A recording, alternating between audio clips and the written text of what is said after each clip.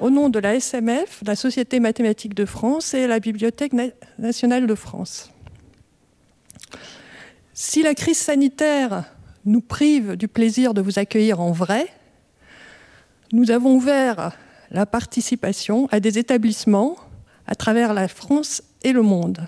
Bienvenue à tous nos participants, de la Guadeloupe à la Chine. Ce cycle de conférences, Un texte, un mathématicien, est organisé par la BNF et la SMF depuis 2005.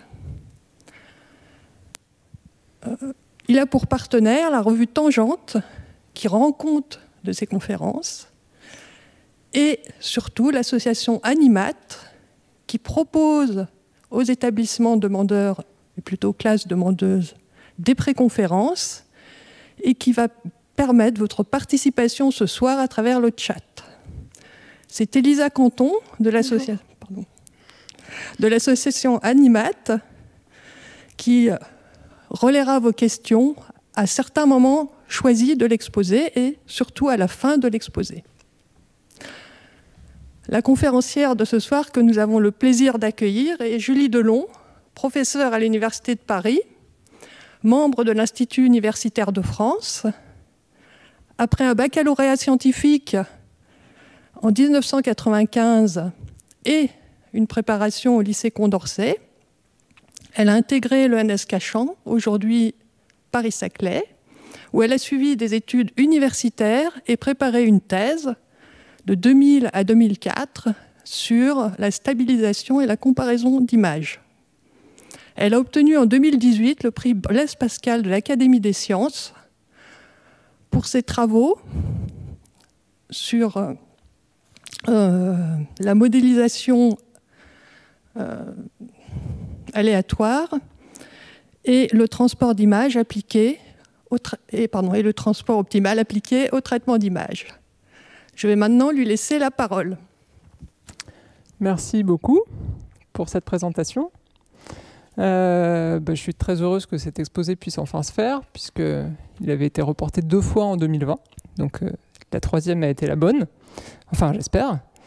Donc je vais commencer par remercier toute l'équipe qui organise ce cycle.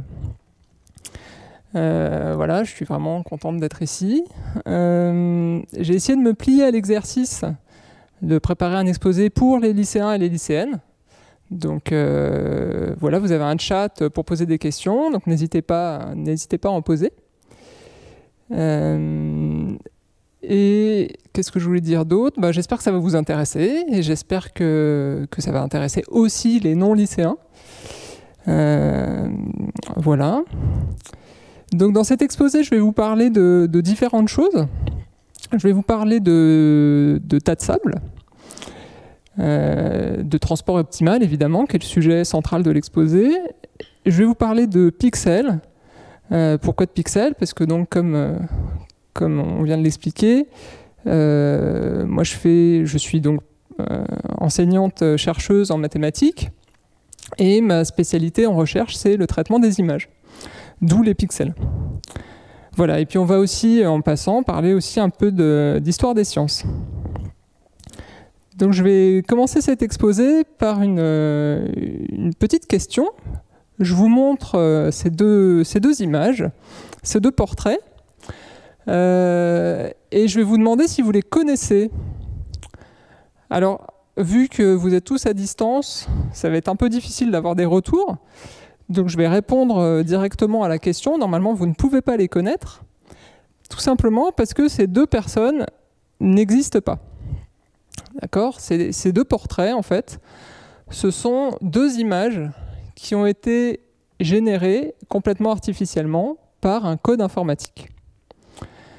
Ce code informatique, il se trouve que c'est un réseau de neurones, ou plus précisément un réseau génératif, qui est capable de générer des images à la volée, autant qu'on veut, et qui a été entraîné pour faire ça.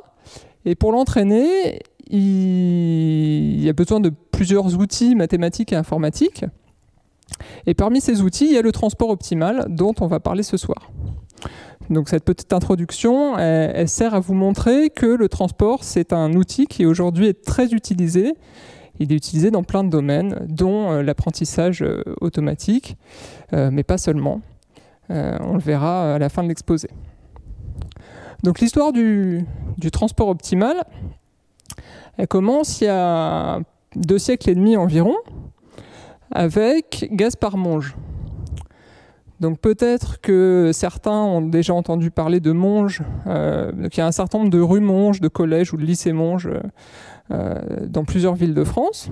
Apparemment, ce serait aussi le seul mathématicien français qui aurait une station de métro à son nom, donc la place Monge dans le 5e arrondissement. Donc vous voyez Monge là sur la planche à droite. Donc Monge, il naît une quarantaine d'années avant la Révolution française, un peu plus de 40 ans avant.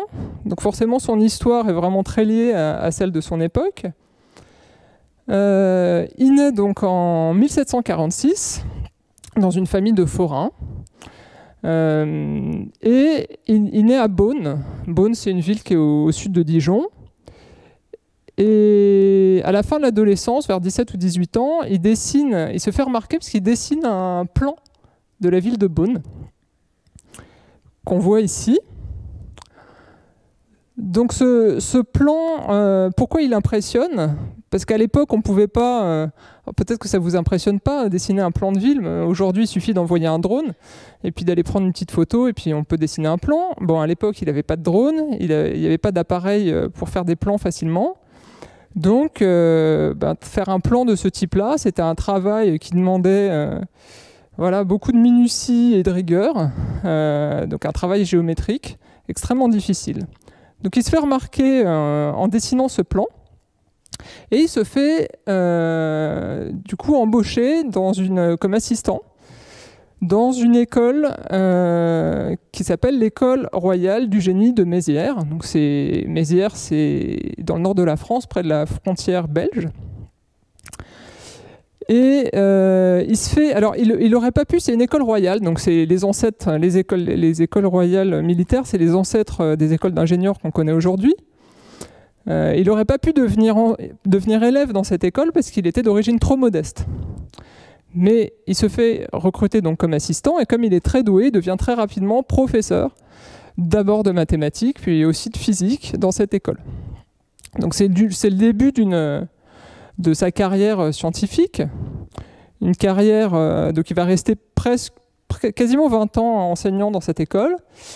Cette période, c'est une période qui va être absolument foisonnante pour lui en termes scientifiques et qui va mêler à la fois enseignement, recherche et application. Hein. Les trois sont très intimement mêlés dans son travail.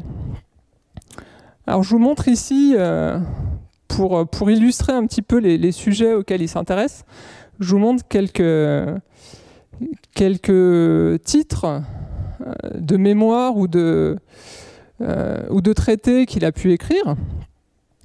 Donc vous voyez qu'il y a des titres sur des sujets extrêmement théoriques. Donc c'est l'inventeur de la géométrie descriptive, qui est l'ancêtre du dessin industriel. Évidemment, c'est aussi l'inventeur du transport optimal, puisque c'est le sujet de ce soir. Mais il a aussi des sujets d'intérêt qui sont beaucoup plus appliqués. Et très souvent, en fait, il va tirer d'applications, formaliser des questions théoriques à partir d'applications. Donc, il hérite par sa femme d'une fonderie, donc du coup, il s'intéresse au fer. On trouve même un traité qui décrit l'art de fabriquer des canons. Donc voilà, donc c'est quelqu'un qui s'intéresse à énormément de choses, qui a des centres d'intérêt très variés. Alors arrive la Révolution française, 1789, et là c'est un peu un tournant dans sa vie, ce qui va avoir un engagement politique assez fort, ce qui peut se comprendre parce que Monge, j'ai expliqué,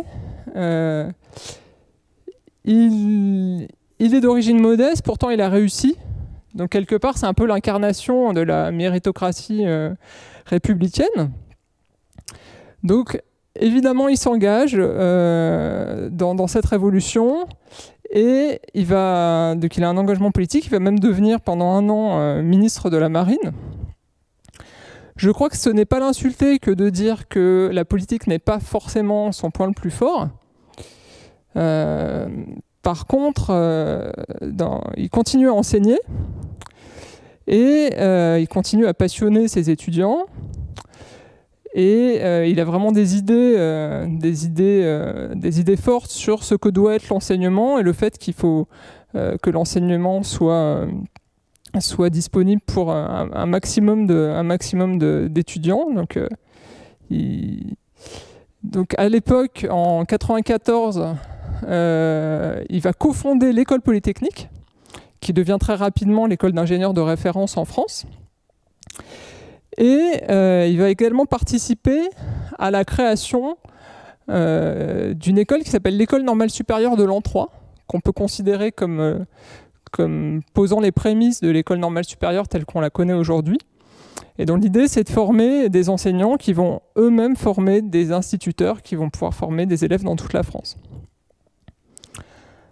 Alors, je vais aller rapidement sur la fin de sa vie. En 96, il va rencontrer Bonaparte. Alors, c'est le début d'une grande amitié. Il va continuer à rester très proche de lui, même après son sacre comme empereur. Donc, en gros, il devient un dignitaire de l'Empire napoléonien. Il va même devenir comte. Donc, Napoléon va le faire comte de la Péluse en 1808, ce qui peut sembler peut-être un peu paradoxal pour un enfant de la Révolution. Et vu qu'il reste fidèle à Napoléon, donc il est complètement écarté de la vie politique à la chute de l'Empire et à la Restauration. Et il meurt quelques années après, en 1818. Donc voilà pour la vie de Monge. Alors ce soir, ce qui nous intéresse, c'est son travail sur le transport optimal, et donc plus précisément, son mémoire sur la théorie des déblais et des remblais. D'accord ? C'est un mémoire qu'il présente à l'Académie des sciences en 1781. Donc, à quoi il s'intéresse et qu'est-ce qu'il raconte dans ce mémoire ? Alors, j'aurais bien aimé amener un tas de sable sur la scène, mais c'était un peu compliqué. Et l'idée, la question qui se pose, c'est étant donné un tas de sable qui a une certaine forme, qui est posé là, par exemple, donc c'est un problème qui a une origine, une motivation militaire.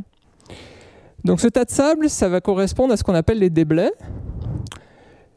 Je vais vouloir déplacer ce tas de sable à un autre endroit et le transformer donc en un deuxième tas de sable. Le premier va être déplacé pour devenir un autre tas de sable qui s'appelle le remblai. Et cet autre tas de sable, bon, il a forcément le même volume puisqu'il est constitué du même sable, mais il va avoir une forme qui potentiellement peut être différente. Et la question, c'est comment je fais ce transport du sable en partant de mon premier tas qui a une forme prescrite et en arrivant à mon deuxième tas qui a une autre forme prescrite, comment je fais ce transport à moindre coût ou à moindre énergie, d'accord ? En dépensant le moins d'énergie possible. Alors tout ça est un peu flou. On va voir ensemble dans son texte comment il décrit tout ça. Alors donc là, je vous ai mis des extraits du texte de Monge, le texte vous le trouvez sur le site de la BNF, donc tout le monde y a accès. Donc on va le lire ensemble et regarder, essayer de traduire ce texte en termes mathématiques modernes. Alors que nous dit ce texte ? Donc ça c'est le début, juste sous le titre, vous avez ça qui commence. Il nous dit, lorsqu'on doit transporter des terres d'un lieu dans un autre, on a coutume de donner le nom de déblai au volume de terre que l'on doit transporter et le nom de remblai à l'espace qu'elles doivent occuper après le transport. Donc là, pour l'instant, on n'a rien dit de plus que ce que j'ai expliqué juste avant. Alors, en dessous, je vous ai mis un schéma qui vient de son manuscrit, dans lequel on voit le tas de sable au départ et le tas de sable à l'arrivée. Donc je vais vous montrer, alors est-ce que ça va fonctionner avec la souris ? Donc ça c'est le tas de sable de départ et ça c'est le tas de sable d'arrivée. Alors, une petite remarque quand même, parce que je ne l'ai pas dit jusqu'à maintenant. Dans le manuscrit de Monge, les tas de sable, ils sont plats. D'accord ? Ils ont des formes différentes, mais le premier tas de sable, il est complètement plat, c'est-à-dire que je n'ai pas de bosse ou de creux dans mon tas de sable, il a été aplati. Et le deuxième tas de sable, il est aussi plat. En mathématiques, on dirait qu'on a des mesures uniformes sur des ensembles. Mais peu importe. Donc j'ai mes deux tas de sable plats, et je veux transporter... Enfin, le deuxième, je ne l'ai pas encore, je veux transporter le premier pour créer le deuxième. Donc mon déblai, je vais le colorier en bleu, mon remblai en orange. Ensuite, il nous dit le prix du transport d'une molécule étant, toute chose d'ailleurs égale, proportionnelle à son poids et à l'espace qu'on lui fait parcourir. Alors qu'est-ce que ça veut dire ça ? En fait, ce qui veut dire, donc cette phrase n'est pas très claire, ce qui veut dire, c'est que le coût de transporter... Alors déjà, qu'est-ce que c'est qu'une molécule ? Une molécule, c'est un grain élémentaire de terre, d'accord, ou de sable. Parce que ça peut être vu comme un tas de terre ou un tas de sable. Ensuite, le coût proportionnel, ce qui veut dire, c'est proportionnel à son poids fois l'espace qu'on lui fait parcourir. Alors, c'est quoi l'espace qu'on lui fait parcourir ?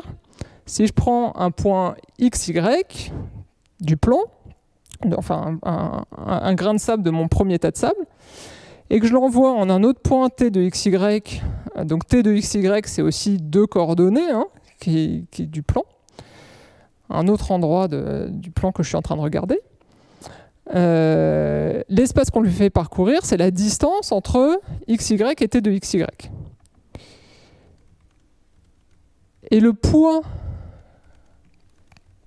de mon grain de sable, enfin le poids de mon sable au point XY, vu que mon tas de sable il est plat, ce poids il va être proportionnel à une petite surface élémentaire autour du point XY. Donc ça, mathématiquement, on va l'écrire dx dy. Donc la distance entre mon point XY et mon point T de XY, je vais l'écrire comme norme, c'est les deux barres là, des deux côtés, ce terme-là. D'accord ? Le premier terme, ça, là, c'est la distance entre les deux points. Et ça, c'est quelque chose qui est proportionnel au poids du point. Ensuite, si on continue le texte, il nous dit le prix du transport total doit être proportionnel à la somme des produits des molécules multipliées chacune par l'espace parcouru. Donc c'est là qu'on voit le terme produit qui apparaît, qui n'avait pas dit avant. Donc ça nous confirme que notre formule, on fait bien un produit ici. Et surtout, il nous dit qu'on doit sommer sur tous les grains de sable, sur toutes les particules élémentaires du premier tas, on doit sommer pour avoir le coût total de transport. Donc on doit sommer sur quoi ? En mathématiques, quand on fait une somme, ça se traduit par une intégrale. Et c'est une intégrale, alors j'ai mis deux intégrales, parce qu'on fait une intégrale en 2 dimensions. Et c'est donc une intégrale sur le premier tas de sable. Donc j'ai mis un petit indice en bas, le petit tableau, pour qu'on comprenne qu'on intègre, on somme sur tous les points du premier tas de sable. Ok ? Alors, qu'est-ce qu'il nous dit ensuite ? Il n'est pas indifférent que telle molécule du déblai soit transportée dans tel ou tel autre endroit du remblai, mais il y a une certaine distribution à faire des molécules du premier dans le second, d'après laquelle la somme de ces produits sera la moindre possible et le prix du transport total fera un minimum. Alors, c'est toujours plus facile de faire des mathématiques avec des formules qu'avec des longues phrases. Donc là, qu'est-ce qu'il essaye de dire ? Il essaye de nous dire que la fonction t qui va transformer le premier tas de sable en le deuxième, je ne peux pas la prendre n'importe comment. Je ne peux pas prendre t, par exemple un point xy, un grain de sable qui est en un point xy du premier tas, je ne peux pas l'envoyer en dehors de l'endroit où je veux que mon deuxième tas de sable soit. Donc t, ça ne peut pas être n'importe quoi. Donc ça se traduit par, dans l'équation, vous voyez, j'ai mis une espèce de quelque chose qui s'appelle une contrainte. Là. T doit envoyer mon premier tas de sable vers mon deuxième tas de sable. Et puis, une fois que T vérifie cette contrainte, je veux le choisir comme étant celui qui rend la plus petite possible ma somme, mon intégrale, de mon produit entre la distance et le point. Ok, donc ça, c'est une espèce de traduction en termes mathématiques modernes du texte de Monge. En fait, la formule, donc cette formule, elle n'est pas très précise, pas très exacte. En fait, la formule telle qu'on l'écrirait aujourd'hui pour le transport optimal, elle ressemble plutôt à ça. Alors peut-être que ça va vous effrayer un peu, parce qu'il y a sûrement des symboles que vous ne connaissez pas. Mais en fait, vu ce qu'on vient d'expliquer, c'est pas beaucoup plus compliqué que la formule d'avant. D'accord? Alors qu'est-ce qu'il y a de changé entre les deux? Je reviens à celle d'avant. Vous voyez déjà la partie qui était la distance entre le point xy et le point t de xy, c'est devenu une fonction c de xy t de xy. Tout simplement, aujourd'hui, quand on fait du transport optimal, on dit que le coût de transporter un point de xy vers t de xy, c'est pas forcément la distance. Ça peut être autre chose. Ça peut être la distance au carré, ça peut être complètement autre chose qu'une distance. Donc c'est pour ça qu'on écrit ça en toute généralité comme c entre les deux points. Ensuite, on a le dx dy qui était proportionnel. On disait que la masse était proportionnelle à la surface autour du point, qui s'est transformé en un d mu de xy. Qu'est-ce que ça veut dire, ce d mu de xy? Tout simplement qu'en vrai, quand on fait du transport optimal, on ne considère pas des tas de sable qui sont plats, on considère des tas de sable avec des bosses et des creux.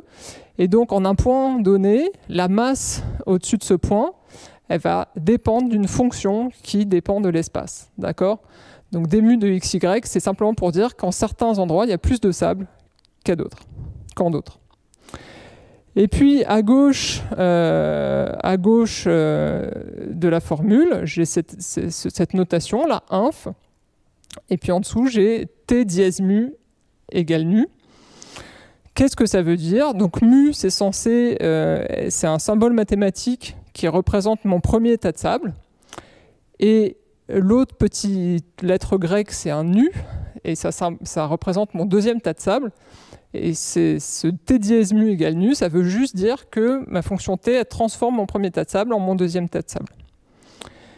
Et puis j'ai pu noter minimum mais inf, et ça c'est encore un raffinement mathématique, c'est pour dire que si on ne sait pas, donc on cherche le minimum d'une fonction, si on ne sait pas que ce minimum existe, ben on appelle ça un infimum. D'accord? Ok. Donc, Monge décrit tout ça. Alors, est-ce qu'il y a des questions à ce stade? On a une question qui est plutôt une vérification en fait. On se demande dans le chat si effectivement les tas sont plats et qu'il n'y a pas de troisième dimension. Est-ce que c'est bien des tas en deux dimensions, des tas de sable en deux dimensions? Absolument. Donc dans le texte de Monge, les tas sont juste des formes en deux dimensions et les tas sont plats. Très bien. Et on a aussi une question de Dimitri, donc qui doit être un lycéen, et qui demande, quand on parle de coût total du transport, on est en quelle unité? Alors ça c'est une bonne question. Donc en fait, tout à l'heure j'ai parlé d'énergie de déplacement. Bon, c'était un terme un petit peu exagéré. Je ne sais pas si on peut vraiment parler d'énergie. Je parle d'énergie comme je peux parler de fonction. En quelle unité on est? Donc on est en train de multiplier une distance avec une masse. Donc ce serait une unité qui multiplie une distance et une masse. Voilà. Est-ce que ça répond aux questions? Est-ce qu'il y en a d'autres? Pour l'instant, non. Ok, donc je repasserai tout à l'heure, je redemanderai s'il n'y a pas des questions. D'accord? Très bien. Donc Monge décrit tout ça. Alors ça, c'est que le début de son manuscrit. En fait, son manuscrit, après, est beaucoup plus long. Il pose son problème et il ne le résout pas.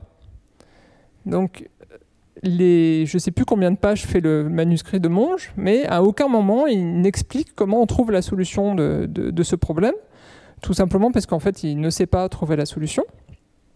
Mais ce qu'il fait par contre, c'est qu'il suppose qu'il y a une solution, il suppose que ce t existe, De toute façon, il ne se pose même pas la question qu'il puisse ne pas exister. On ne se posait pas ce genre de questions à l'époque. Et si T existe, il essaye d'en déduire certaines propriétés géométriques qu'il peut vérifier. Et notamment, parmi ces propriétés géométriques, il y en a une qui est très simple à expliquer, que je mets là sur la planche. Il explique que les routes ne se coupent pas.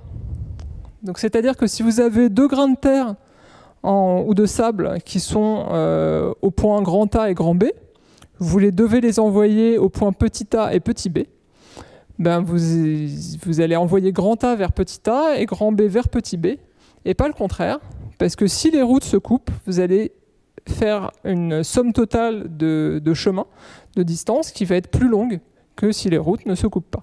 Ça, c'est assez intuitif. C'est une propriété géométrique du transport. Quand le coût de transporter, le coût, la fonction C, là, que je vous ai noté tout à l'heure, quand c'est la distance, les routes ne doivent pas se couper. Alors, je vous propose, pour illustrer tout ça, je vous propose de faire un cas particulier du problème de Monge, qui est le problème de l'appariement. Donc, qu'est-ce que c'est le problème de l'appariement ?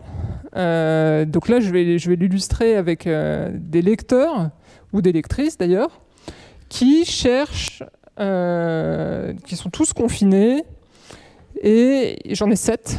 J'ai 7 personnes qui veulent tous lire le dernier Harry Potter 18, qui vient de sortir. Et il se trouve qu'il y a 7 bibliothèques à Paris qui ont chacune un exemplaire de ce dernier Harry Potter. Donc il faut répartir les lecteurs dans les bibliothèques de manière, l'exercice c'est de les répartir de manière à ce que la somme des distances entre les lecteurs et les bibliothèques auxquelles on les apparie, on les associe, la somme des distances soit la plus petite possible. Alors une mauvaise intuition, ce serait d'envoyer chaque lecteur vers la bibliothèque la plus proche, parce que si vous faites ça, vous allez avoir des conflits. Là, on voit par exemple que cette bibliothèque-là, qui est dans le 6e arrondissement, elle est proche, c'est la plus proche pour ce lecteur-là, mais c'est sans doute aussi la plus proche pour celui-là. Donc si on ne veut pas avoir de conflit, on ne peut pas faire ça. Il faut qu'ils se discutent tous entre eux pour décider qui va dans quelle bibliothèque. Alors, pour résoudre ce problème, donc mes lecteurs, je vais les noter avec des grandes lettres, et puis mes bibliothèques avec des chiffres. Et puis je vais faire un tableau des distances, donc c'est des distances en kilomètres, entre mes lecteurs et mes bibliothèques. Et pour résoudre le problème, donc il faut que j'apparie, ou que je marie, si vous voulez, les lecteurs et les bibliothèques. Donc il faut que je colore 7 cases dans mon tableau, de telle manière que sur chaque ligne, j'ai une case coloriée, et que sur chaque colonne, j'ai une case coloriée. Je veux qu'il y ait un appariement entre les lecteurs ou les lectrices et les bibliothèques. Alors, il se trouve que pour cet exemple-là, la solution, c'est celle-ci.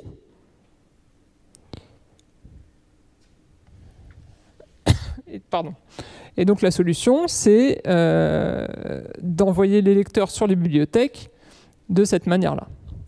Donc, vous voyez que le lecteur qui est ici, qui est dans le 5e arrondissement, là, il a dû être envoyé dans le 12e, donc à droite, là, sur cette bibliothèque-là, pour laisser ce lecteur-là aller dans la bibliothèque qui était pourtant la plus proche de lui.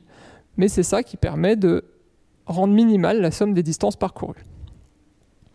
Alors évidemment, donc, dans le texte de Monge, on parle de distance, on fait une distance fois un poids. Là, les poids, ils sont constants, puisque on suppose que chaque lecteur a le même poids. Évidemment, on pourrait faire le même genre de calcul, non pas avec des distances en kilomètres, mais avec des temps de déplacement. Par exemple, on pourrait dire qu'ils prennent tous leur vélo et on compte combien de minutes ils mettent pour aller à chaque bibliothèque, et on n'aurait pas forcément le même résultat avec des temps de déplacement, tout simplement parce qu'ils ne vont pas forcément en ligne droite. Donc, selon le coût, la fonction de coût qu'on se donne pour apparier un lecteur avec une bibliothèque, on ne va pas forcément avoir le même résultat à la fin. Alors, je vous propose d'illustrer ce qu'on vient de voir sur un exemple très concret où on va manipuler les couleurs d'une image. Donc, je vais vous faire un petit rappel sur les images en couleur. Donc ça, c'est une peinture de Van Gogh, numérisée. On va faire un petit zoom sur une zone. Donc vous voyez, j'ai un petit carré orange que j'ai agrandi à droite. Et comment on décrit les couleurs. Donc je vous ai indiqué, là, pour 2 pixels, je vous ai indiqué les couleurs, les coordonnées des couleurs. En fait, chaque couleur d'un pixel, c'est 3 coordonnées. Une coordonnée de rouge, une coordonnée de vert et une coordonnée de bleu. Donc finalement, une couleur, vous pouvez la représenter comme un point dans un espace de dimension 3. OK ? Je peux faire ça pour tous les pixels de mon image. D'accord ? Donc si je prends ces 2 images-là, vous avez Gandalf à gauche et puis Van Gogh à droite. Pour chacune de ces 2 images, je peux prendre tous les pixels de l'image et tous les mettre dans un espace de dimension 3 qui correspond aux 3 coordonnées couleurs du pixel. Et donc vous allez avoir un ensemble de points pour l'image de Gandalf, un ensemble de points pour l'image de Van Gogh. Puis vous allez faire comme avec les lecteurs et les bibliothèques, ces 2 ensembles de points, vous allez essayer de les apparier en faisant du transport optimal. Et vous allez essayer de trouver l'appariement optimal entre ces 2 ensembles de points de couleur. Quand vous faites ça, pour chaque pixel de l'image de Gandalf, donc mettons que je prenne un pixel ici, là, dans l'image de Gandalf, je vais aller regarder sa couleur, donc il correspond à un point dans le nuage de points en bas. Je vais aller regarder à quel point il est apparié dans l'autre nuage, une fois que j'ai apparié tous les points entre eux. Donc ça va lui donner une nouvelle couleur.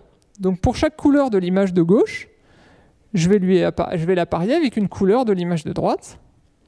Et donc je vais pouvoir changer les couleurs de l'image pour lui donner les couleurs de l'autre image. Donc ça s'appelle du transfert de couleur. Et c'est utilisé par exemple en post-production pour le cinéma. Voilà un premier exemple d'application du transport optimal. Alors, il y a un truc que je n'ai pas dit, c'est comment on fait pour trouver la solution de notre problème d'appariement. Donc, dans le cas des lecteurs et des bibliothèques, j'avais 7 lecteurs vers 7 bibliothèques. Donc, pour le premier lecteur, j'ai 7 choix possibles pour la bibliothèque à laquelle il va. Une fois que j'ai choisi ma première bibliothèque, pour le deuxième lecteur, j'en ai plus que 6, etc. Donc, j'ai 7 x 6 x 5 x 3 jusqu'à 1 possibilités. Ça s'appelle factoriel 7. Factoriel 7, c'est un peu plus de 5000 possibilités. Donc c'est faisable de demander à un ordinateur de tester les 5000 possibilités et puis de nous donner celle qui va minimiser, qui va rendre minimale la somme des distances parcourues. Par contre, pour mon exemple avec les couleurs, c'est absolument impossible de faire ça. Mettons que je n'ai que 100 couleurs. En fait, j'en ai beaucoup plus, mais mettons que je n'en ai que 100. Du coup, je vais avoir factoriel 100 possibilités. Et factoriel 100, c'est déjà 1 avec 158 zéros derrière. Donc c'est strictement impossible de tout tester. Donc vous avez tout un champ de recherche et tout un champ d'algorithmes qui existent sur comment faire résoudre ces problèmes d'appariement de manière efficace. Voilà, et donc il y a plein d'algorithmes qui existent pour faire ça. Il y a un algorithme qui s'appelle l'algorithme hongrois. Et sinon, vous avez toute une classe d'algorithmes parmi l'algorithme du simplex aussi, qui permettent de faire tout ça. Alors, il y a quand même un cas où on sait calculer facilement la solution. C'est le cas où mes lecteurs et mes bibliothèques sont tous sur une même ligne. Donc je suppose que mes lecteurs et mes bibliothèques sont tous rue de Rivoli. Donc c'est une droite entre place de la Concorde et place de la Bastille. Et là, la solution, c'est assez facile de démontrer qu'elle consiste à ordonner mes lecteurs et mes bibliothèques de gauche à droite. et d'envoyer mon premier lecteur, le plus à gauche, vers la bibliothèque la plus à gauche, le deuxième vers la deuxième, etc. Donc la dimension 1, elle est particulière parce que vous pouvez ordonner les choses. D'accord ? Dès que vous êtes en dimension supérieure, ce n'est plus vrai.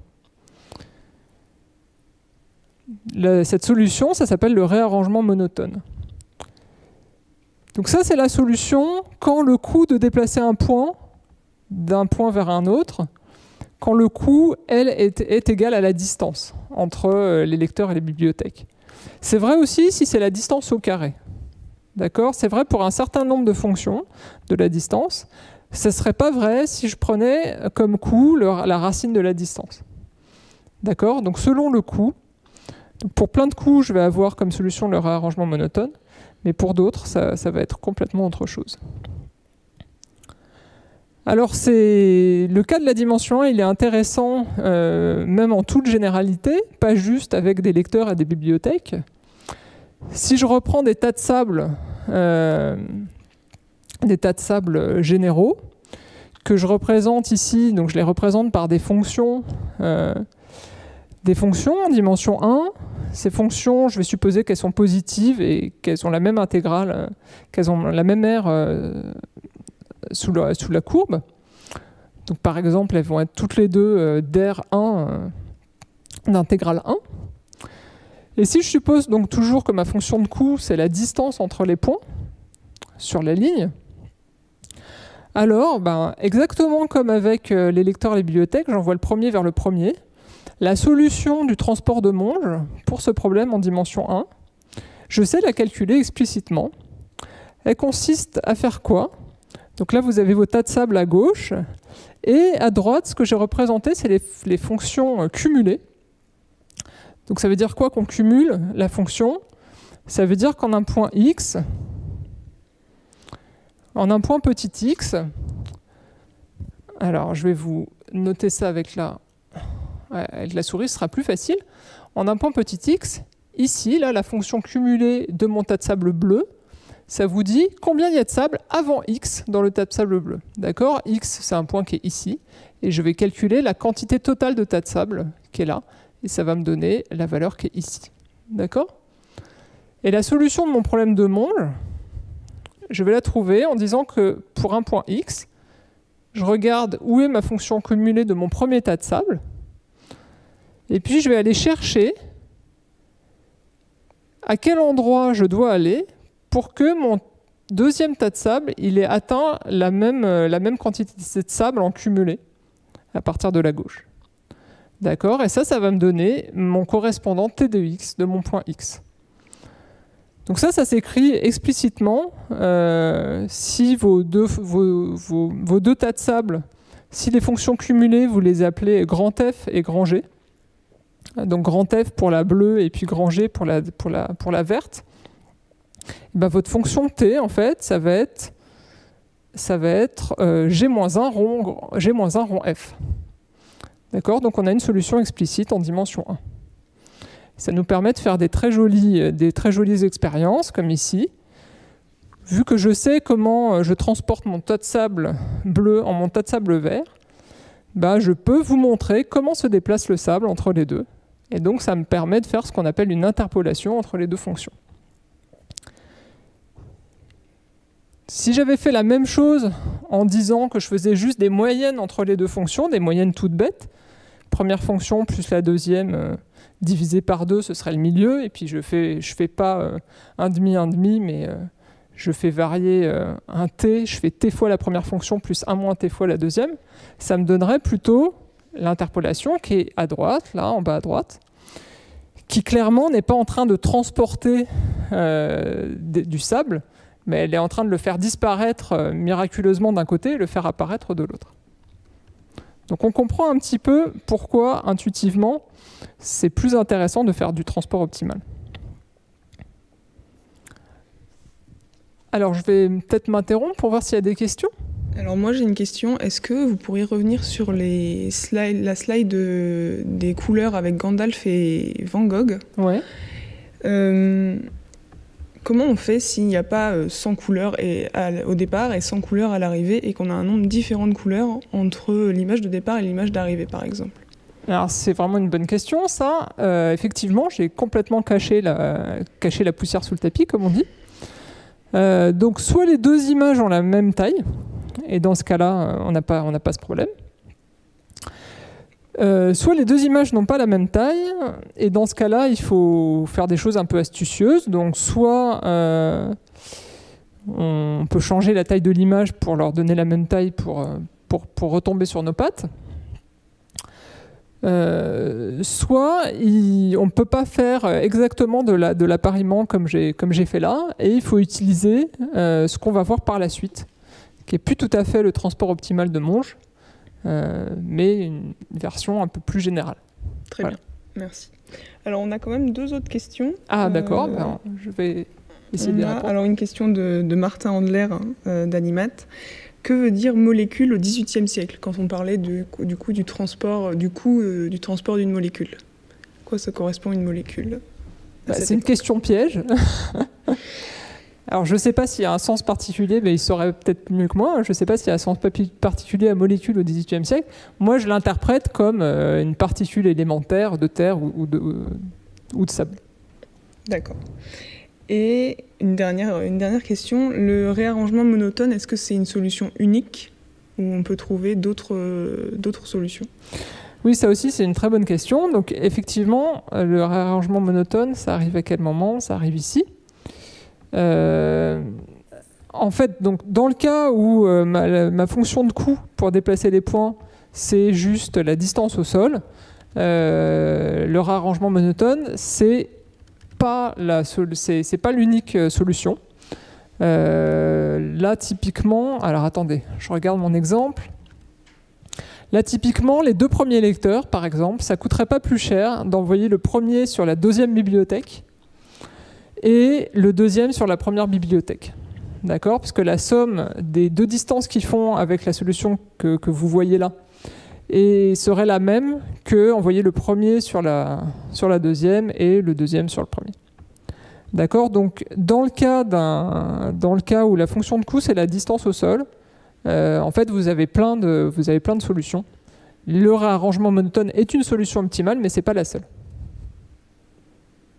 Très bien, merci beaucoup. Ok. Donc, on va revenir à Monge. Je fais une petite pause eau.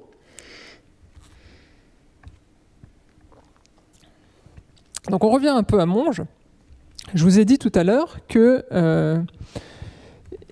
dans son manuscrit, dans son mémoire, il pose son problème de transport optimal, mais il ne le résout pas vraiment. Il en déduit un certain nombre il étudie en fait les propriétés géométriques des solutions, donc c'est très joli, hein, tout ce qu'il démontre. Tout n'est pas parfaitement rigoureux, mais c'est quand même un très beau manuscrit de mathématiques. Mais par contre, il donne pas du tout, il ne sait pas trouver les solutions. Donc la question, c'est comment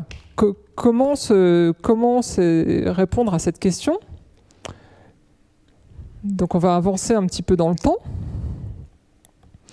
Alors, avant d'avancer un peu dans le temps, je fais une petite remarque sur le fait qui explique peut-être pourquoi est-ce que Monge ne trouve pas de solution. Tout simplement parce que son problème est vraiment particulièrement difficile. D'accord ? Donc deux indices de pourquoi le problème est difficile. D'abord, c'est un problème qui n'a pas forcément une solution unique. Donc on vient de le dire. Là, on a un autre exemple où on a nos deux lecteurs en orange, nos deux bibliothèques en bleu, qui sont sur les sommets d'un carré. Donc clairement, vous avez deux solutions possibles. Hein. Soit ils se déplacent verticalement, soit ils se déplacent horizontalement. Et puis parfois, on n'a tout simplement pas de solution au problème de Monge. Donc ça, c'est plus embêtant. Si j'ai deux lecteurs qui sont tous les deux placés exactement au même point XY de l'espace, Monge dit qu'un point XY il doit s'envoyer vers un point T de XY, d'accord? Il n'a pas le droit, vous n'avez pas le droit de séparer les deux lecteurs, qu'ils aillent chacun vers leur bibliothèque s'ils sont tous les deux au même point de départ. Donc le problème de Monge, pour cette configuration-là, n'aurait pas de solution. Donc tout ça pour dire que le problème tel qu'il le pose est vraiment particulièrement difficile à résoudre. D'ailleurs, un siècle plus tard, donc je crois que c'est en 1884, l'Académie des sciences essaye de remettre la question au concours pour motiver les gens pour travailler sur la question, mais ça n'avance pas tellement. Il faut attendre le XXe siècle, il faut attendre les années 30 pour voir de vraies avancées sur le sujet, de manière parallèle par plusieurs chercheurs, aussi bien du côté est que du côté ouest. Tous ces chercheurs ont la particularité de travailler sur des questions économiques, des maths pour l'économie, des questions d'allocation de ressources. Et parmi eux, celui qu'on surnomme souvent, qu'on nomme souvent comme un des... qu'on décrit comme le deuxième père fondateur du transport optimal avec Monge, c'est Leonid Kantorovitch, donc un mathématicien russe, qui travaille sur cette question-là et qui propose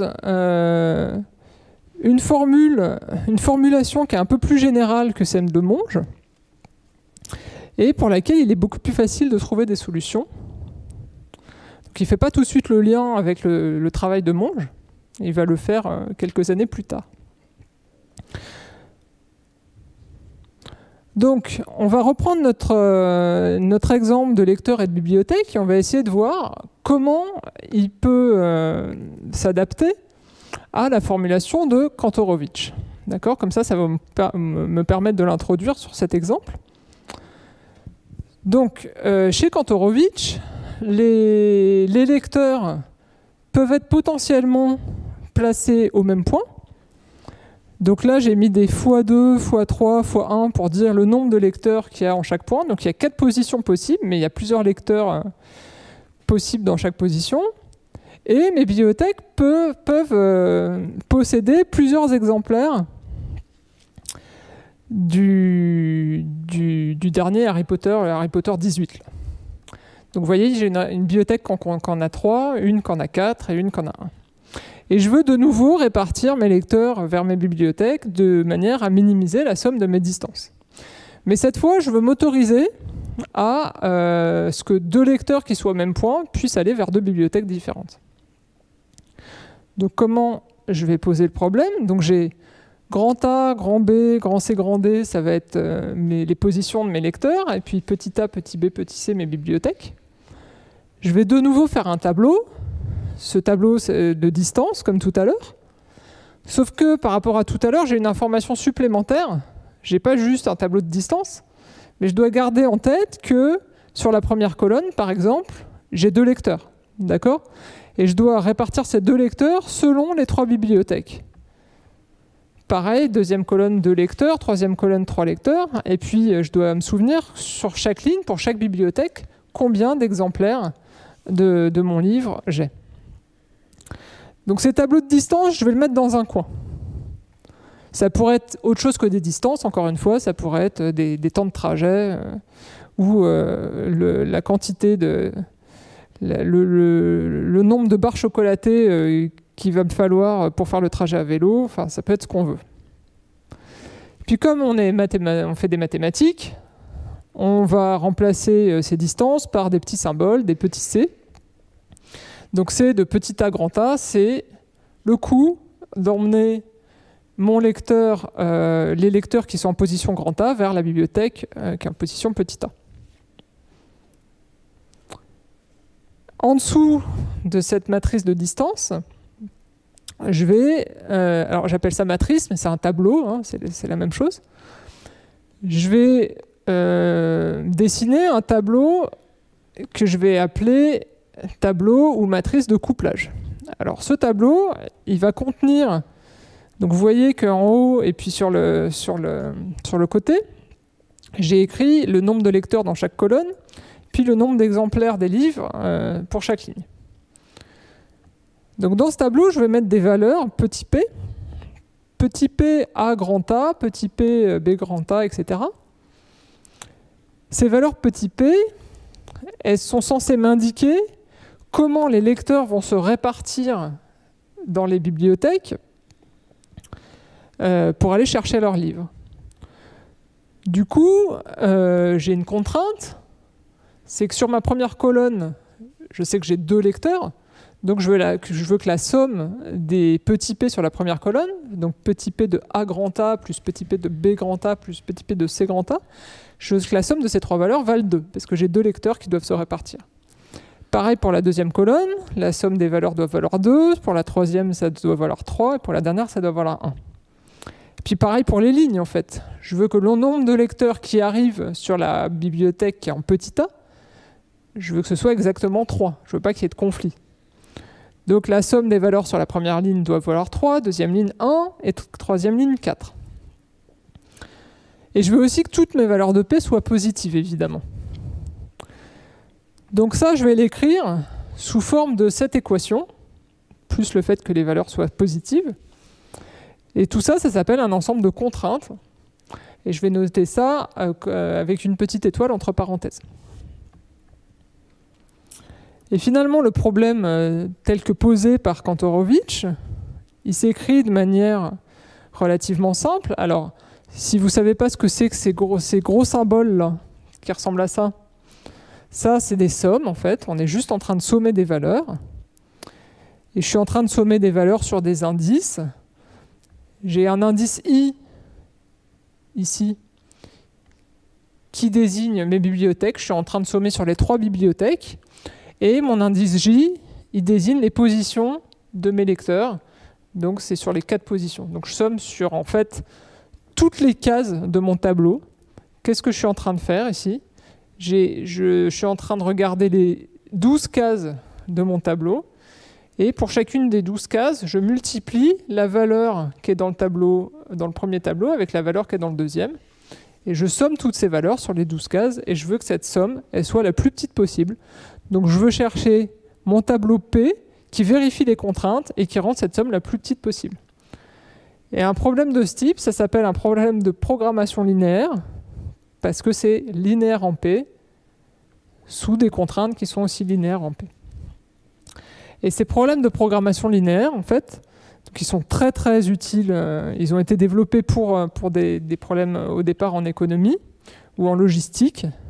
Et en fait, on s'est rendu compte que c'est des problèmes qui généralisaient le problème de Monge et surtout qui permettaient de donner un cadre dans lequel il était beaucoup plus facile de montrer s'il y avait des solutions ou pas et quel type de solution.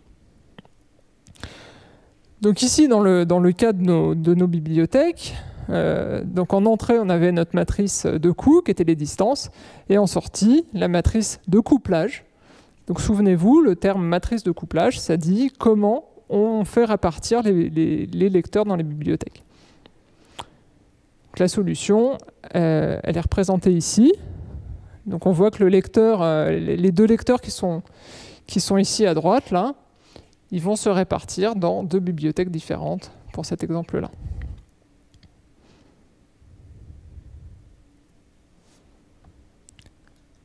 Alors, on est presque à la fin. Mais je vais peut-être voir s'il y a des questions. Non? Mais j'enchaîne dans ce cas-là, très bien.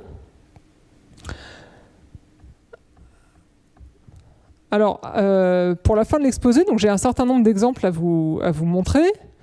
Mais avant, je voudrais qu'on résume un petit peu où on en est et aussi qu'on regarde ensemble, même si c'est peut-être un peu plus abstrait que ce qu'on a vu jusqu'ici, comment on écrit le transport optimal avec des formules mathématiques rigoureuses d'aujourd'hui. Donc mes tas de sable, je les ai dessinés en bleu et en orange ici. Mes tas de sable, mathématiquement, on les représente par des objets qu'on appelle des mesures de probabilité. Alors, soyez pas effrayés, vous pouvez imaginer que c'est en gros une fonction. Donc là, c'est une fonction en dimension 1 sur mon dessin. Elle pourrait être en dimension plus grande, mais souvent, les fonctions que vous avez vues, c'est des fonctions sur R. Donc vous pouvez imaginer que c'est une fonction positive et que l'air sous la fonction, c'est 1. D'accord ? Donc vous avez vos deux fonctions, donc nos deux mesures de probabilité en fait. Et souvent on leur donne on les désigne par des symboles qui sont des lettres grecques. Donc encore une fois, faut pas être effrayé. On a un mu pour mon premier tas de sable, et puis pour le deuxième tas de sable, je vais l'appeler eta.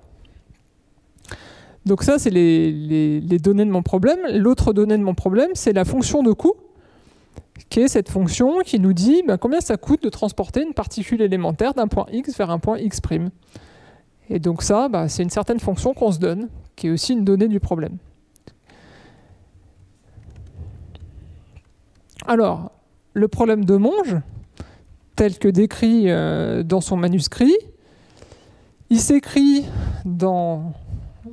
avec ces notations-là. Il s'écrit sous la forme suivante, là, dans l'encadré bleu. Donc, je vous ai un peu expliqué tout à l'heure.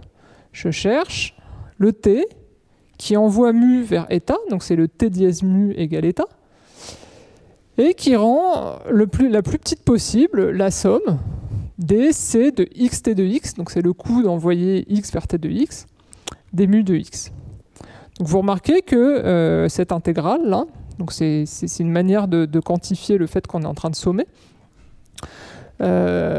elle peut être en dimension quelconque, c'est-à-dire que mon x, c'est pas forcément un point sur R, ça peut être quelque chose qui peut avoir plusieurs coordonnées. D'accord ? Je peux être en grande dimension par exemple. Et puis j'ai donc mon d mu de x qui exprime le fait que je suis en train de compter d'intégrer contre une masse qui est donc mon tas de sable qui peut avoir des creux et des bosses. Alors la formulation de Kantorovitch, donc je vous l'ai expliqué avec les bibliothèques et les lecteurs, mais si je la réécris avec le même formalisme, en quoi elle diffère de la formulation de Monge ? Tout simplement, un point x, il ne va pas forcément s'envoyer vers un t de x, il peut s'envoyer vers n'importe quel autre point x', donc je vais avoir le coût entre c de x et de x'. Et ce qui va me dire comment se répartit la masse, c'est une certaine mesure, encore une fois, de probabilité. Donc c'est une espèce de ce sera un gros tas de sable dans un espace plus grand que mes tas de sable de départ, que je vais noter gamma. Et ce d-gamma de xx', il nous dit quelle quantité de masse va aller du point x vers x'. En fait, gamma, ça s'appelle une mesure de couplage, et c'est une sorte de généralisation de ma matrice de couplage que j'avais tout à l'heure. La matrice de couplage, c'était celle avec les P, où j'imposais que la somme des lignes valait le nombre d'exemplaires de livres dans la bibliothèque, et puis j'imposais les sommes des lignes et des colonnes. Donc voilà, la notion de matrice de couplage, de mesure de couplage, c'est juste une généralisation à des choses un peu plus continues que le cas que je regardais tout à l'heure.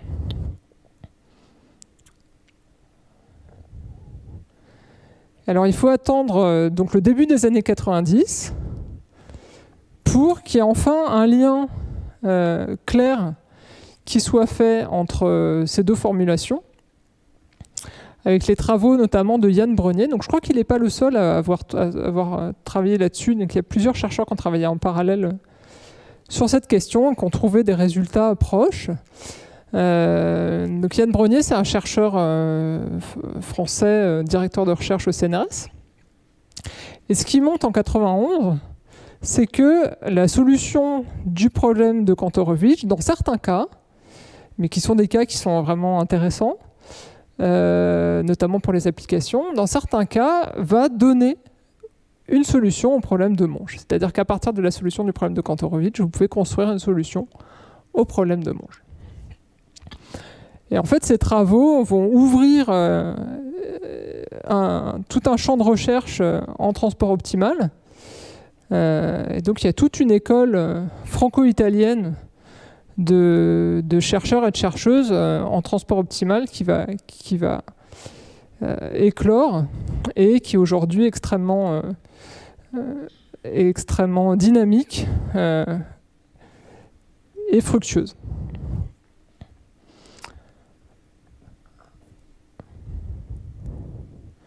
Alors, on n'est pas très loin de la fin de l'exposé. Donc, je ne sais pas s'il y a des questions. On a quelqu'un qui nous demande si toute cette théorie fonctionne pour des fonctions discontinues. Oui, absolument. Donc là, quand j'ai parlé de fonctions, c'est moi qui j'ai employé le mot continu? Je ne sais pas si j'ai employé le mot continu. Pas. Bon, mais peu importe. Donc, ce que je voulais dire par continu, c'est pas forcément que les fonctions étaient continues, c'était qu'on regardait des fonctions qui ont des valeurs partout. D'accord? À la différence de mes lecteurs et de mes bibliothèques qui, eux, seraient une représentation discrète du tas de sable, puisque j'ai un nombre fini de points où sont mes lecteurs, un nombre fini de points où sont mes bibliothèques. Alors que mes tas de sable, en fait, je les décris comme des fonctions, mais ces fonctions, elles ne sont pas forcément continues en elles-mêmes, d'accord? C'est juste qu'elles sont définies partout. Alors une chose avant de conclure, une chose dont je ne vous ai pas parlé et qui est très amusante, c'est qu'avec le transport optimal, donc je vous ai montré qu'on pouvait envoyer des tas de sable sur d'autres tas de sable, et qu'on pouvait du coup faire une sorte d'interpolation entre mes tas de sable. C'est ce que je vous ai montré tout à l'heure avec la fonction qui se déformait pour devenir le premier tas qui se déformait pour devenir un deuxième tas. Mais en fait, on peut faire des choses encore plus amusantes. On peut généraliser la notion de barycentre. Donc je pense que vous savez tous ce que c'est que le barycentre d'un ensemble fini de points. Si vous prenez par exemple 3 points dans l'espace, vous savez construire le barycentre de ces 3 points pour des poids, par exemple 1 tiers, 1 tiers, 1 tiers. Et en fait, avec le transport optimal, vous pouvez calculer des barycentres non plus entre des points, mais entre des tas de sable. Donc au lieu d'avoir 3 points, il faut imaginer que vous ayez 3 tas de sable, et puis vous fassiez un tas de sable barycentre entre ces 3 tas de sable de départ. Et ça permet de faire plein d'applications amusantes. Donc par exemple, il y a des moyens de représenter des formes en 2 dimensions ou en 3 dimensions, de les voir comme des tas de sable, et du coup, je peux faire des barycentres entre des formes. Donc dans cet exemple ici, les formes, ce sont des logos de super-héros. Donc évidemment, la question, c'est quel logo de super-héros j'ai utilisé. Donc je suis parti de 2 logos et j'ai fait le milieu, donc le barycentre, pour des poids 1,5, 1,5 entre les 2 logos, en utilisant du transport optimal. Alors ce nouveau super-héros, là, ce serait... comment on pourrait l'appeler? Ce serait Spider America, puisque en fait c'est un barycentre entre le logo de Spider-Man et le logo de Captain America. Donc là je vous ai fait plein de barycentres entre 4 super-héros, Spider-Man, Captain America, Superman et Batman. Et donc vous voyez, sur chaque, donc par exemple sur la colonne tout à droite, vous avez toutes les barycentres. Quand je change les poids en fait pour passer d'une image à l'autre, je passe par plein de barycentres intermédiaires entre Batman et Superman. Et pareil entre tous les autres. Et au milieu, vous avez un barycentre entre les 4 super-héros avec des poids 1 quart, 1 quart, 1 quart, 1 quart.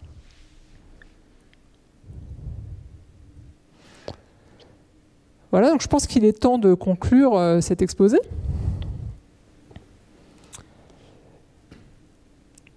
Donc, si on résume, qu'est-ce qu'on a raconté? Donc, je vous ai raconté l'histoire, un peu l'histoire du transport optimal, comment le problème a été posé par Monge à la fin du XVIIIe siècle. Je vous ai raconté que mathématiquement, le problème n'a pas beaucoup avancé pendant 150 ans, Et puis, tout d'un coup, il y a eu plusieurs chercheurs qui se sont mis à travailler sur des problèmes d'allocation de ressources en économie, puis qui sont arrivés à cette théorie de la programmation linéaire, qui finalement était la bonne manière de formuler le problème de départ, et pour laquelle on a su faire des choses. Puis les travaux plus récents de Brenier, et puis donc toute l'école des gens qui travaillent sur les questions théoriques en transport optimal, qui sont vraiment passionnantes. Et puis, je vous ai un peu montré quelques applications, mais sur cette dernière planche-là, j'en ai regroupé quelques autres. Et là, le but de cette planche, pour conclure, c'est de souligner à quel point aujourd'hui, depuis 15-20 ans, c'est devenu un outil extrêmement important dans plein de domaines. Alors ça l'était déjà en économie, hein, depuis Kantorowicz et ses compatriotes, et ses contemporains, pardon. Donc en économie, ça l'est toujours. Hein. Vous voyez, il y a un livre sur cette planche en bas à gauche, un livre qui s'appelle Optimal Transport Methods in Economics, qui date d'il y a quelques années, qui n'est pas très ancien. Mais surtout, depuis une quinzaine d'années, une grosse quinzaine d'années, ça devient un outil vraiment essentiel en sciences des données au sens large. Donc je vous ai dit que c'était extrêmement important en traitement d'images. Donc là, j'ai quelques exemples. En haut, alors attendez, est-ce que ça fonctionne? Ouais, en haut à gauche, vous voyez une expérience qui a été, une simulation qui a été faite par un collègue qui s'appelle Bruno Lévy, qui est spécialiste de transport optimal, et qui fait une interpolation entre un Bakugan et une sphère. Donc vous voyez que le Bakugan se transforme en la sphère. C'est une très jolie simulation. Je vous encourage à aller voir son site, donc Bruno Lévy, L-O-V-Y. Il y a plein de choses intéressantes, et notamment il a des vidéos aussi de vulgarisation sur son travail. À droite, toujours en images, vous voyez ce qu'on appelle de l'interpolation de texture. Donc vous voyez en haut et en bas, j'ai deux petites images. Alors j'ai deux séries d'interpolation, hein, j'ai deux colonnes différentes. Une texture, c'est une image dans laquelle il y a beaucoup de répétitions, il y a des motifs qui se répètent, et il y a des moyens de représenter ces textures avec un formalisme type table-sable, mesure de probabilité. Et donc, avec le transport optimal, on peut interpoler ces textures, donc passer de celle qui est tout en haut à celle qui est tout en bas, d'une manière qui est géométriquement cohérente. On peut faire de la restauration de films. Donc en haut, ce que vous voyez, c'est un film avant restauration, après restauration. Là, ce qu'on a restauré, donc c'est un très vieux film de 1917, c'est un des premiers dessins animés qui existait. Et vous voyez qu'avant, dans l'image de gauche, vous avez des très fortes variations du contraste qui varient très rapidement dans le temps. Ça s'appelle le flicker ou le papillonnage en français. Et c'est dû au fait que les films anciens étaient entraînés manuellement. Et puis aussi que la pellicule s'abîme et c'est très difficile en fait de conserver des pellicules anciennes. Donc vous avez ces phénomènes de changement de contraste rapide, que si vous avez déjà regardé un très vieux Charlie Chaplin, souvent vous avez ce genre de problème aussi. Et pareil, on peut utiliser du transport optimal pour corriger ça. Donc vous voyez le film corrigé à droite. Puis je vous ai parlé au début des applications en apprentissage automatique avec la génération d'images. Donc ça, c'est vraiment un domaine où le transport a le vent en poupe, toute la science des données. Et puis pour finir cet exposé, je ne vous ai pas du tout parlé des applications du transport en physique. Il y a d'énormes liens entre le transport optimal, le monde du transport optimal et le monde des gens qui travaillent sur les équations de dérivées partielles. Et notamment, il y a pas mal d'applications du transport dans le domaine qu'on appelle la mécanique des fluides. Et donc là, j'ai pas résisté. J'ai demandé donc toujours à mon collègue Bruno Lévy de m'autoriser à montrer une de ces simulations. Donc là, c'est ce que vous voyez au centre. Là, on va imaginer que c'est le Covid-19. Et puis on va espérer que c'est ce qui va lui arriver en 2021. Voilà, donc c'est une simulation d'un fluide incompressible avec du transport optimal qu'on lâche par gravité et qui devient pas grand-chose. Il s'étale. Donc voilà, donc j'espère pour tout le monde qu'on va réussir à se débarrasser du Covid de la même manière cette année. Et je vais arrêter mon exposé sur cet exemple, si ça vous va. Merci beaucoup, Julie.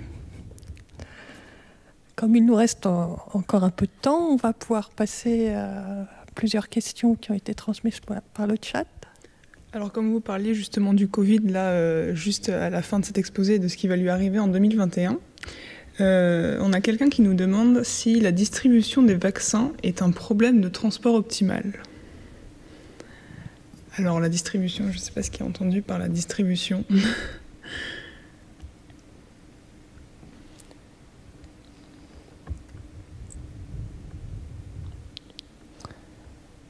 Alors, peut-être qu'on pourrait le poser en termes de transport optimal.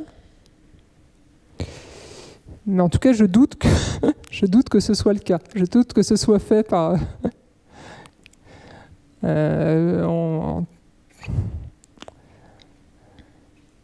En tout cas, c'est certainement pas de cette manière qu'on décide comment on va vacciner les gens.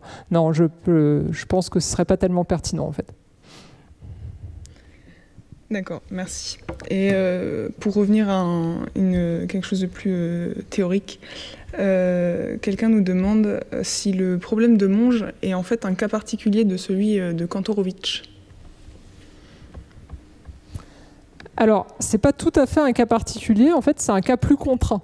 C'est-à-dire que le problème de Monge, en fait, dans le problème de Kantorowicz, vous vous autorisez à séparer la masse. Vous autorisez un grain de sable à se diviser pour aller à plusieurs endroits. Alors que dans le problème de Monge, vous ne pouvez pas faire ça. D'accord ? Donc, en fait, le problème de Monge, c'est le problème de Kantorowicz auquel vous avez rajouté une contrainte. Et c'est ça qui le rend si difficile. C'est pas que le problème de Kantorowicz est vraiment extrêmement facile, mais en tout cas, il est beaucoup plus facile à analyser mathématiquement que le problème de Monge. C'est pour ça qu'on est arrivé si tard. Enfin, il faut vraiment attendre les années 90 pour qu'il y ait des gens qui arrivent à des résultats d'existence de solutions pour le problème de Monge. On avait la dimension 1, on savait le faire, mais en dimension plus grande, il a fallu attendre vraiment longtemps pour avoir des résultats. Donc c'est quand même assez remarquable, des choses qui arrivent 2 siècles après, quoi. Alors, on a quand même pas mal de questions, finalement.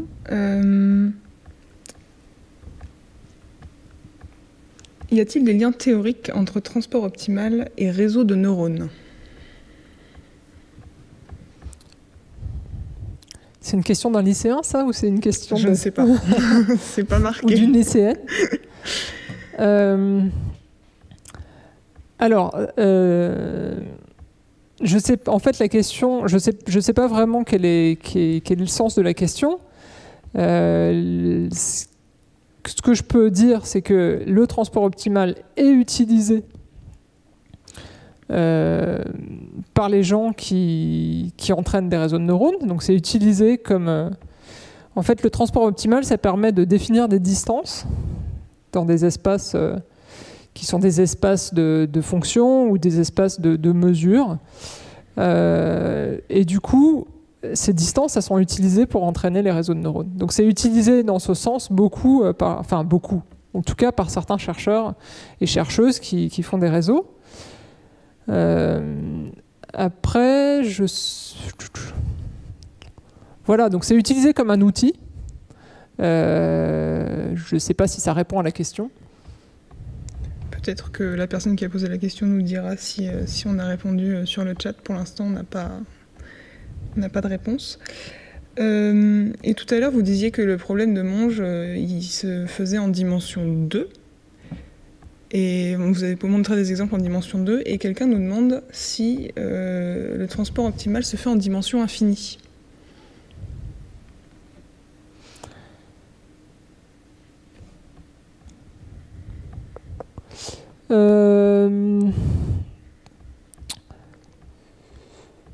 En fait, le transport optimal, vous pouvez le définir sur des espaces qui sont beaucoup plus généraux, que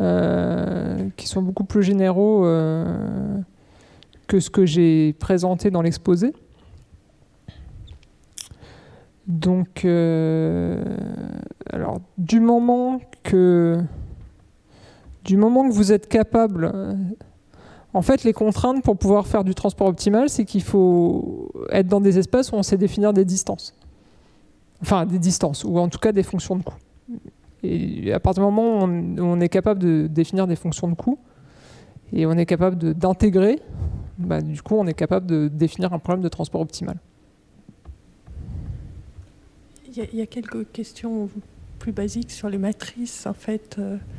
Donc il y a quelqu'un qui demande est-ce qu'on considère juste que c'est un tableau de nombres ou est-ce qu'on utilise des propriétés de ces matrices, en particulier dans le problème qu'on a regardé, et quelqu'un d'autre qui fait une hypothèse qui est que est-ce que la solution a un rapport avec la diagonalisation de la matrice? Non, alors pour répondre à la deuxième question, la matrice elle n'est pas forcément carrée. Donc non. Et pour répondre à la première, c'était quoi déjà la première question? Ah oui, c'est est-ce qu'on utilise des propriétés matricielles pour... Non, on peut la voir comme un tableau de nombres. Après, c'est très pratique de l'écrire sous forme de matrice pour des raisons numériques, mais... Et l'autre question, c'est un tableau de nombres, et pourquoi est-ce qu'on trouve des nombres entiers? Ah oui, alors ça c'est vraiment une très bonne question. C'est pas complètement évident, en fait, quand on se pose cette question-là. Pourquoi, quand on part d'un problème où, par exemple, les lecteurs et les bibliothèques, et le nombre de livres dans les bibliothèques, on avait des nombres entiers, pourquoi dans ce cas-là, le tableau final, il contient aussi... pourquoi la solution, elle est aussi constituée de nombres entiers? Et en fait, c'est pas complètement évident à démontrer, c'est pas ultra compliqué, mais voilà, c'est quelque chose qu'on peut démontrer. On peut démontrer qu'effectivement, dans ce cas-là, la solution va être des entiers. Et même pour aller plus loin, en fait, il y a une sous-question dans cette question, c'est que si on prend le problème d'appariement dont j'ai parlé tout à l'heure, donc normalement c'est un lecteur va vers une bibliothèque, on pourrait ruser et dire non, un lecteur il a le droit de se couper en deux et d'aller à moitié dans une bibliothèque. Donc il faut peut-être faire autre chose que des lecteurs et des bibliothèques. Il faut peut-être faire retomber, je sais pas, on imagine des boulangeries et des croissants par exemple. Donc est-ce qu'on peut diviser, si on s'autorisait à diviser la masse, est-ce qu'on tomberait aussi sur un appariement? Donc le problème d'appariement, pourquoi est-ce que si on autorise un lecteur à se diviser en deux pour aller vers plusieurs bibliothèques, est-ce qu'on va pouvoir faire mieux que juste apparier un lecteur vers une bibliothèque? Et en fait non. La solution c'est toujours d'envoyer un lecteur vers une bibliothèque. Donc pour démontrer ça en fait c'est des problèmes d'optimisation avec des interprétations géométriques assez limpides. Et une fois qu'on y a pensé sous cette forme-là, il faut quand même un peu travailler, mais c'est pas si compliqué que ça à démontrer. Mais c'est vraiment effectivement un résultat important. Alors, on a deux questions sur les réseaux de neurones. Alors, il faut juste que je la retrouve parce que... Voilà. Donc la personne de tout à l'heure qui nous demandait les liens théoriques entre les réseaux de neurones et le transport optimal, qui demande, pour préciser, l'optimisation de la profondeur d'un réseau de neurones profond s'apparente-t-elle à un problème de contrôle optimal? Je suppose que c'est des transports, mais... Alors non. D'accord. Et du coup, l'autre question... Enfin, pardon. Encore une fois, l'optimisation en elle-même, non. Après, dans cette optimisation, on peut chercher, pour certains réseaux, pour les entraîner, on utilise des distances de transport. Donc, pour entraîner un réseau, on doit minimiser quelque chose qui s'appelle une fonction de perte. Et cette fonction de perte peut avoir des termes qui viennent du transport optimal. Mais ce n'est pas l'optimisation en elle-même qui est du transport optimal. D'accord. Et l'autre question est plus simple, finalement, c'est quel lien entre le transport optimal et les deux portraits que vous avez présentés au début des personnes qui n'existent pas?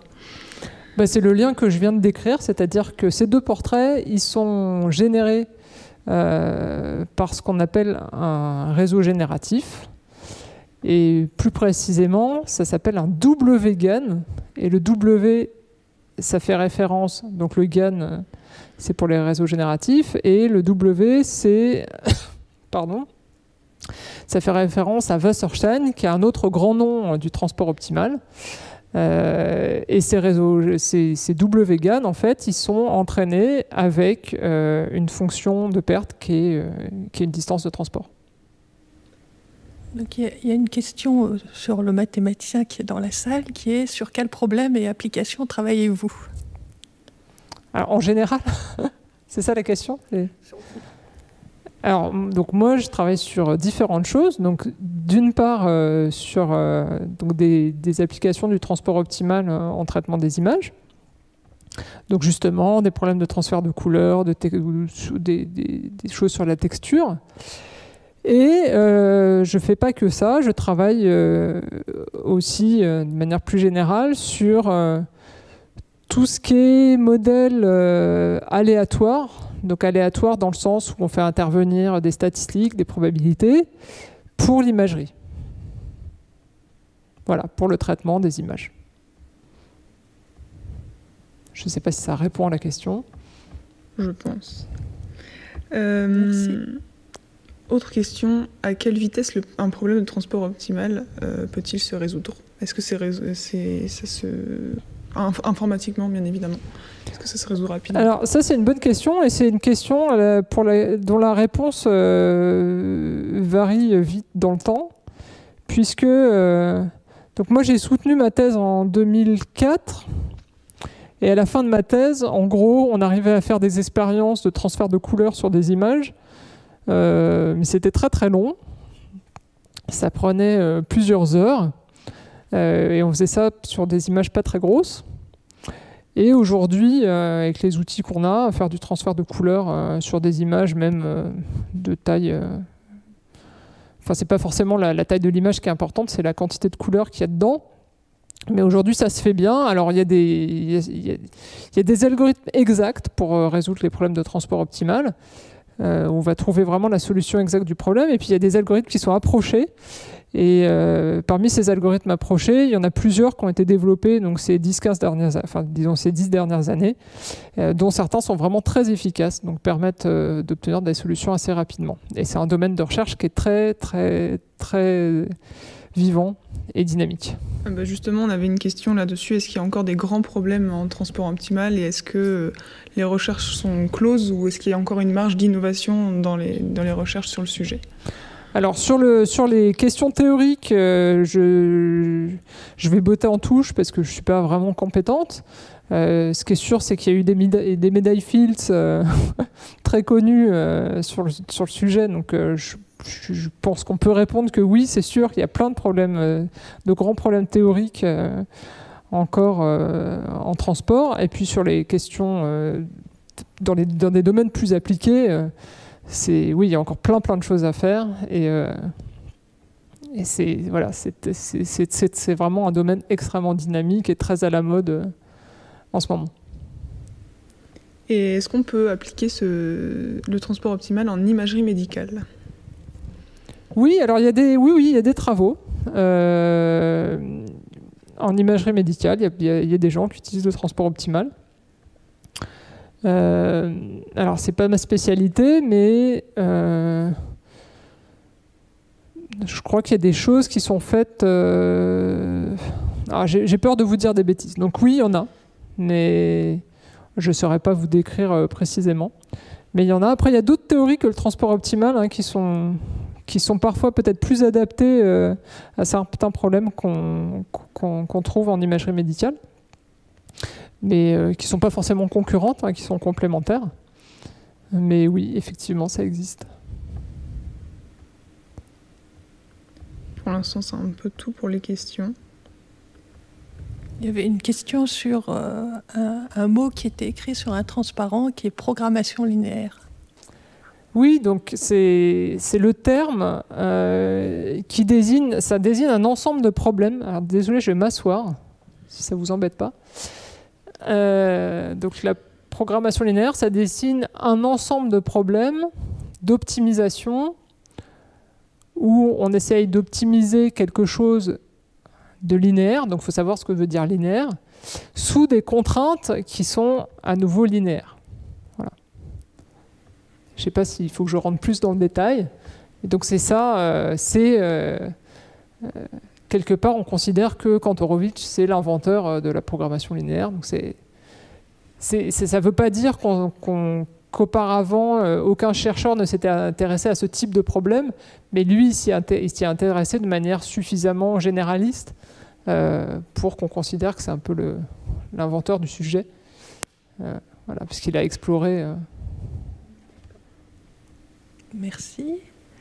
Et là, il y a une question qui vient d'apparaître sur: pourriez-vous expliquer la manière de réaliser une interpolation et ainsi calculer des barycentres?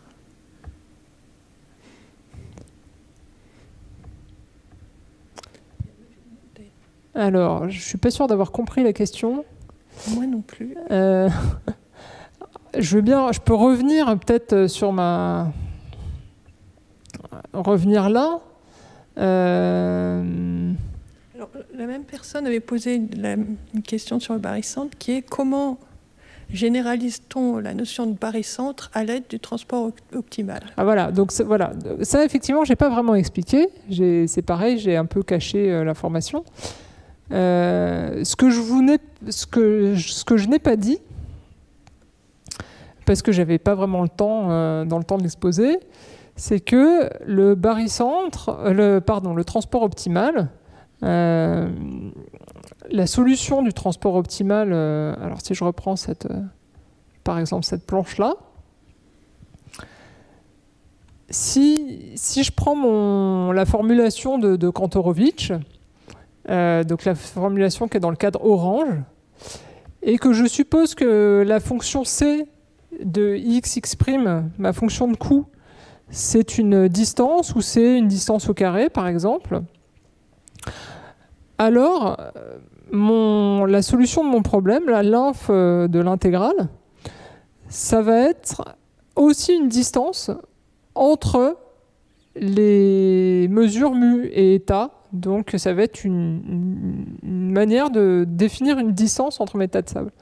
Donc le transport optimal, c'est une théorie qui vous permet de construire, à partir du moment où vous êtes sur un espace sur lequel vous savez définir une distance entre les points, vous pouvez construire grâce au transport optimal une distance entre les mesures sur cet espace, d'accord, entre les tas de sable sur cet espace. Et du coup, à partir du moment où vous avez une distance entre vos tas de sable, eh ben vous pouvez très facilement généraliser les notions de barycentre, puisqu'un barycentre entre, par exemple, 3 points, c'est, avec des points un tiers, c'est le point qui va rendre minimale la somme des distances aux 3 points de départ. Donc, si vous avez des tas de sable et une distance entre tas de sable, vous cherchez le tas de sable qui minimise la somme des distances aux 3 tas de sable de départ. Et ça vous permet de définir un barycentre pour le transport optimal.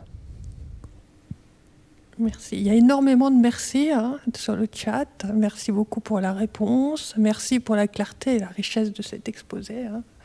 On n'a pas tout lu là, mais il y a énormément de merci. Est-ce que tu as d'autres questions? Encore une dernière question, c'est sur la complexité des meilleurs algorithmes de résolution de problèmes de transport optimal. Mais ça, c'est pas des questions de lycéens, c'est pas possible. Et pourtant, si, c'est sur le chat des lycéens. Bon, alors, c'est des lycéens très forts. Ou c'est peut-être des lycéennes très fortes. Parce qu'on dit toujours les lycéens, mais c'est les lycéens et les lycéennes. Sur la complexité, ben, en fait, ça dépend de quels algorithmes on parle. Les algorithmes exacts, donc si on prend des problèmes d'appariement, par exemple, les algorithmes exacts, je crois qu'ils sont c'est des complexités cubiques. Donc si vous avez... on peut peut-être faire un peu mieux que ça, mais en gros c'est ça. C'est de l'ordre de... Si vous avez n points vers n points, la complexité, c'est en n au cube. Et après, pour les algorithmes approchés, je sais pas, je veux pas vous dire de bêtises. Mais